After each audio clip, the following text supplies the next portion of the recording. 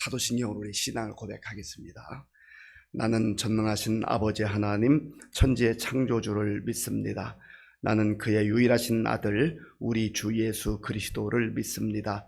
그는 성령으로 잉태되어 동정녀 마리아에게서 나시고 본디오 빌라도에게 고난을 받아 십자가에 못 박혀 죽으시고 장사된 지 사흘 만에 죽은 자 가운데서 다시 살아나셨으며 하늘에 오르시어 전능하신 아버지 하나님 우편에 앉아 계시다가 거기로부터 살아있는 자와 죽은 자를 심판하러 오십니다. 나는 성령을 믿으며 거룩한 공교회와 성도의 교제와 죄를 용서받는 것과 몸의 부활과 영생을 믿습니다. 아멘.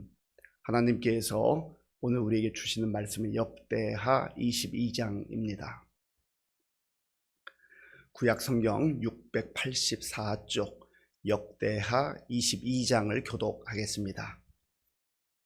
예루살렘 주민이 여호람의 막내 아들 아하시아에게 왕위를 계승하게 하였으니 이는 전에 아라비아 사람들과 함께 와서 진을 치던 부대가 그의 모든 형들을 죽였음이라. 그러므로 유다 왕 여호람의 아들 아하시아가 왕이 되었더라. 아하시아가 왕이 될 때에 나이가 42세라 예루살렘에서 1년 동안 다스리니라. 그의 어머니의 이름은 아달랴요 오므리의 손녀더라. 아하시아도 아합의 집 길로 행하였으니 이는 그의 어머니가 꾀어 악을 행하게 하였음이라. 그의 아버지가 죽은 후에 그가 패망하게 하는 아합의 집의 가르침을 따라 여호와 보시기에 아합의 집같이 악을 행하였더라. 아하시아가 아합의 집의 가르침을 따라 이스라엘 왕 아합의 아들 요람과 함께 길르앗 라못으로 가서 아람 왕 하사엘과 더불어 싸우더니 아람 사람들이 요람을 상하게 한지라. 요람이 아람 왕 하사엘과 싸울 때에 라마에서 맞아 상한 것을 치료하려 하여 이스라엘로 돌아왔더라. 아합의 아들 요람이 병이 있으므로 유다 왕 여호람의 아들 아사랴가 이스라엘에 내려가서 방문하였더라.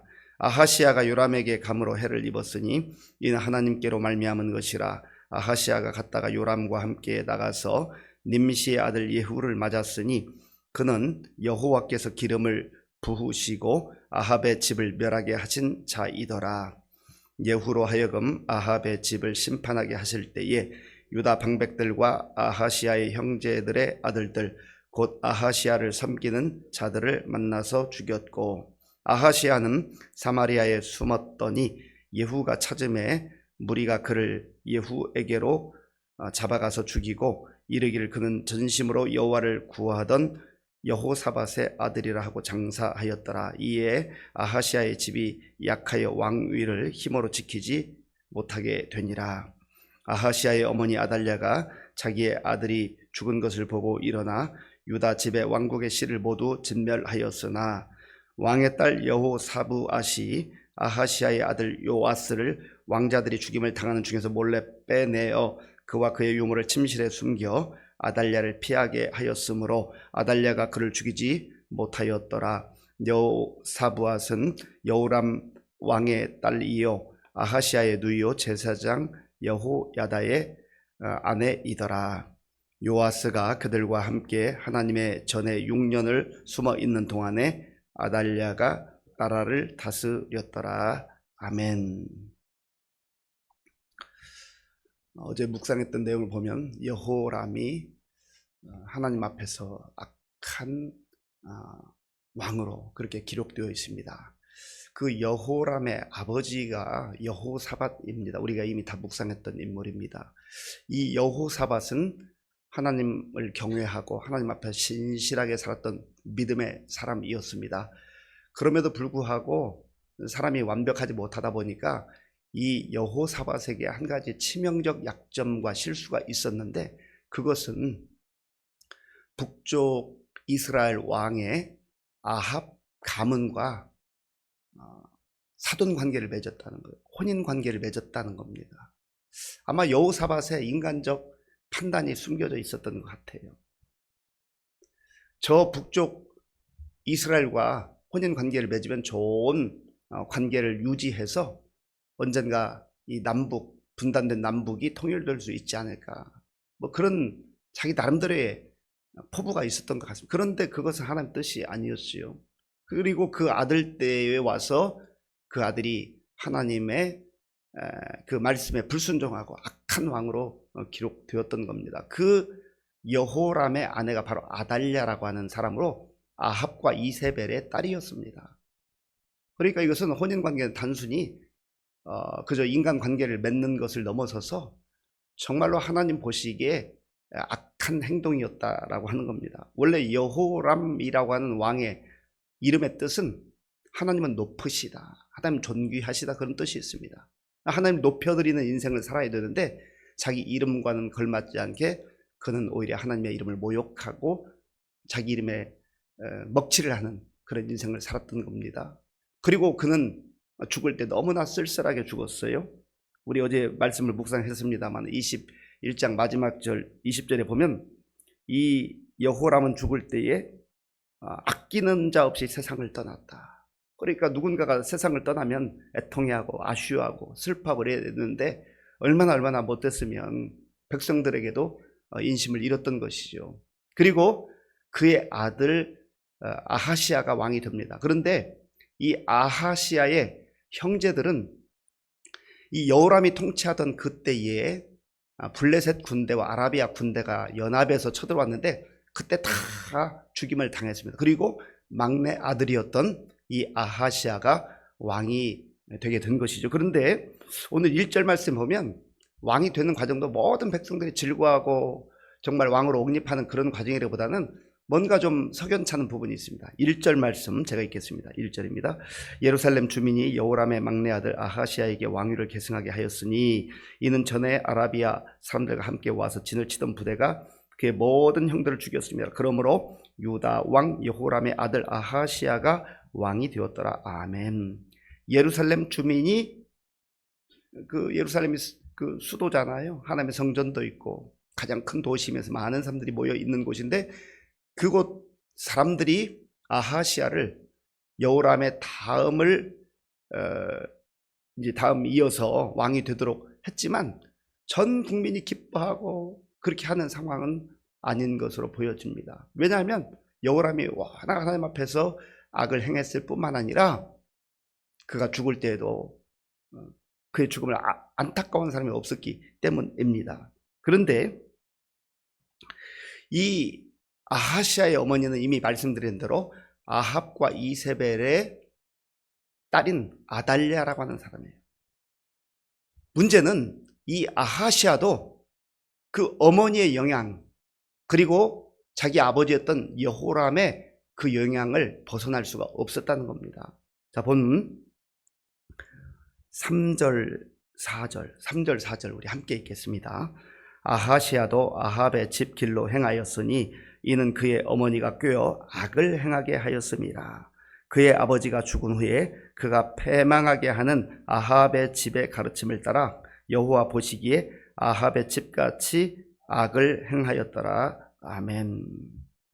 2절에 보면 그의 어머니는 아달랴라 그랬는데 이 아달랴라고 하는 사람이 아하시아에게 많은 영향을 끼쳤는데 문제는 좋은 영향, 선한 영향을 끼쳤으면 얼마나 좋겠습니까? 그런데 악한 영향을 끼쳤다라는 겁니다. 아합의 집이라고 돼 있어요. 이것은 아합도 그랬고 그의 아내였던 이세벨, 그러니까 아달랴의 그 어머니가 그런 또 악한 영향을 끼쳤는데 그 악한 행동 중에 가장 대표적인 것이 우상 숭배에 전념하는 거예요. 얼마나 우상 숭배에 열심인지 몰라요. 그래서 하나님으로부터 떠나게 만들었다는 거죠. 자기만 우상을 섬기는 것이 아니라 아들에게도 우상을 섬기게 하고 딸에게도 우상을 섬기게 하고 또 그 영향을 받은 아달랴는 자기 아들에게도 우상을 섬기게 하고 남편에게도 우상을 섬기게 하고 온 집안 족속이 그냥 우상으로 가득 찼다라는 거예요. 그래서 성경에 하나님께서 우리 열왕기 상 하나 역대기 상 하나를 읽어볼 때 아주 대표적인 많은 표현이 나오는데 다윗과 같이 다윗의 행위와 같이 그가 선하게 행했다. 이거는 좋은 왕들이에요. 하나님을 잘 섬겼던 왕들이에요. 그런데 악한 왕의 대명사로 두 사람이 등장하는 한 사람은 이 아합입니다.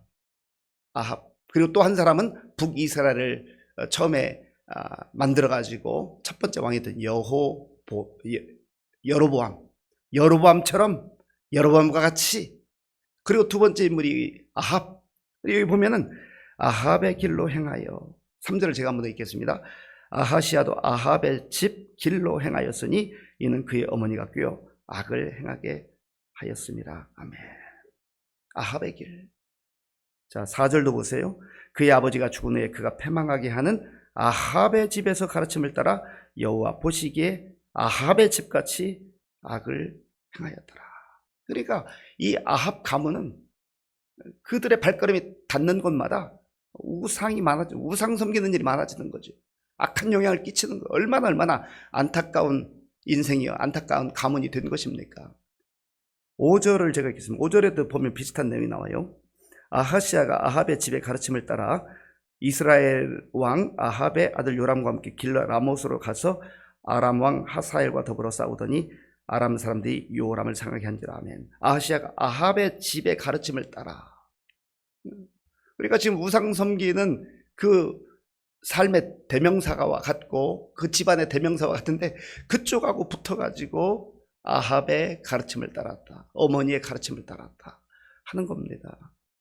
부모님을 공경하라고, 주 안에서 부모님을 공경하는 것이 가장 약속 있는 첫 계명이라고 하나님께서 말씀하셨지만, 그러나 우상을 섬기는 것과는 우리가 단호해야 됩니다. 부모님을 존중하고 우리가 부모님께 효도하고 잘 해야 되는 건 맞지만, 그러나 우상 섬기는 것까지 순종하라는 그런 의미가 아니거든요. 주 안에서 내 부모에게 순종하라. 부모님 위해서도 기도하고 또 전도하고 그렇게 하는 거 필요한 것이죠. 그러나 아합의 그 가르침을 따라, 그 집안의 가르침을 따라서 하는 것은 참으로 하나님 앞에 악한 일이다 하는 겁니다. 그래서 이 아하시아가 결국은 또 그 북쪽 왕이었던 요람, 이 요람도 또 다른 이름은 여호람이라고 하는데 아까 말씀드렸잖아요. 하나님은 높으시다, 하나님 존귀하시다라는 이름의 좋은 뜻을 가지고 있지만 그는 아합의 그 집의 가르침을 따라서 악한 그런 삶을 살았던 것을 보게 됩니다. 7절 첫 부분에 보면 아하시아가 요람에게 갔다 그랬어요. 자, 7절 앞부분만 제가 읽겠습니다. 아하시아가 요람에게 감으로 해를 입었으니 이는 하나님께로 말미암은 것이라. 아멘.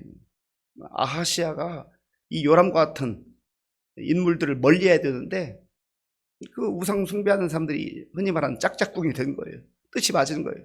그래서 어떻게 해보겠다고 서로 동행하는 것이죠. 그런데 그가 그 일 때문에 하나님으로부터 해를 받았다. 그가 해를 받았다는 것은 하나님의 진노와 심판을 받게 되었다라고 하는 그런 의미입니다. 그리고 이제 결국은 그 예후라고 하는 사람을 통해서 이들이 하나님의 진노와 심판을 받게 되는 그런 과정을 또한 보게 됩니다. 그리고 10절에서 12절까지를 보면 이 아하시아의 어머니인 아달랴, 이 아달랴가 어떤 악행을 행했는가 그 내용이 나오는데요. 자, 본문 10절 말씀, 10절을 우리 함께 읽겠습니다. 아하시아의 어머니 아달랴가 자기의 아들이 죽은 것을 보고 일어나 유다 집의 왕국의 씨를 모두 진멸하였으나. 아멘. 아달랴가 자기 아들이 죽은 것을 보고, 자기 아들은 바로 아하시아예요. 그 아하시아가 죽었는데 그 다음에 또 왕을 세워야 되잖아요. 그런데 이 아달랴는 야망이 있는 여자예요. 권력욕이 대단합니다. 그래서 유다 왕국에 이제 왕이 될 만한 그런 모든 사람을 다 죽여요. 우상을 섬기고 자기 욕망에 따라 사는 사람의 특징은요, 자기 이익을 위해서라면, 자기가 어떤 것을 얻는 것을 추구하고자 할 때 다른 사람을 살리고 다른 사람을 세우고 하는 그런 인생이 아니라 죽이는 인생이에요. 죽이는 인생. 너가 죽어야, 내가 너를 죽여야 내가 그 자리를 차지할 수 있다. 얼마나 악한 행동입니까? 물불을 가리지 않는 거죠. 왜 그렇습니까?